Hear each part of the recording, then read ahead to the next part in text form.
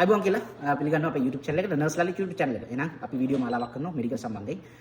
අද කරන වීඩියෝ එකේ අපි කතා කරමු අවුරුදු 16 කෙනෙක් එහෙම නැත්නම් 17 18 කෙනෙක් 18ට වඩා අඩු කෙනෙක් ප්‍රෙග්නන්ට් වුණාම ඒගොල්ලන්ට තියෙන ප්‍රීනේටල් කවුන්සලින් සහ ප්‍රීනේටල් ඒගොල්ලන්ගේ ඉමෝෂනල් තත්ත්වය කොයි විදිහටද ටිකක් වෙනස් වෙන්න පුළුවන් සාමාන්‍ය වැඩිහිටියෙකුගේ ඉමෝෂනල් තත්ත්වයට වඩා. අන්න ඒ වගේ වෙලාවකදී කොහොමද දෙමව්පියෝ මෙන්න මේ ප්‍රෙග්නන්ට් වෙච්ච 18ට වඩා අඩු කෙනෙක් ප්‍රෙග්නන්ට් වුණාම එයාලගේ කවුන්සලින් පැත්ත සහ ප්‍රීනේටල් ඒ කියන්නේ දරුවා ලැබෙන්න පෙර කොයි විදිහටද ඒගොල්ලෝ මෙන්න මේ යාගේ මානසික තත්ත්වය සූදානම් කරන්න ඕන කියන ගැන තමයි අපි අද වීඩියෝ එකෙන් කතා කරන්නේ.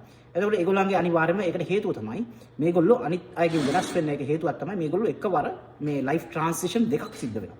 එකක් තමයි ඒගොල්ලෝගේ අඩු වයසේ කාලේ සීමාව ඇඩොලසන්ස් කියන කාල සීමාවේ සිට ඒගොල්ලෝ වැඩි හිටි වයස අතට යනවා. ඒක ට්‍රාන්සිෂන් එකක්. ඒත් එක්කම තමයි ඒගොල්ලෝ අලුත් තව ට්‍රාන්සිෂන් එකක් ප්‍රෙග්නන්ට් වෙලා තව ළමයෙක් හම්බ වෙලා ඒ අදාළ කටයුතු වලට ඒ කියන්නේ අම්මා කෙනෙක් වීම තව ට්‍රාන්සිෂන් එකක් වැඩිහිටියෙක් වීම තව ට්‍රාන්සිෂන් එකක් මේ ට්‍රාන්සිෂන් දෙකම එකවර සිද්ධ වෙන නිසා ඒගොල්ලන්ට වැඩි අවධානයක් දෙන්න වෙනවා ඉමෝෂනල් පැත්ත සහ කවුන්සලින් පැත්ත මේ ප්‍රීනේටල් එකේදී එහෙනම් දෙමාපිය විදිහට ඒගොල්ලෝ ගැන වැඩි සැලකිල්ලක් දක්වන්නේ විශේෂයෙන්ම මේකේ ට්‍රාන්සිෂන්ස් දෙකක් මේ එකවර සිද්ධ වෙන නිසා මෙන්න මේ අවුරුදු 18ට වඩා අඩු කෙනෙක් ප්‍රෙග්නන්ට් වුණාට පස්සේ ඒ කියන්නේ ඒගොල්ලන්ට අනිත් අයට වගේ නෙමෙයි වැඩි අවධානයෙන් මේක පාලනය කරගෙන යන්න ඕන තත්ත්වයක් ට්‍රාන්සිෂන් දෙකම එකවර සිද්ධ වෙන හේතුව නිසා.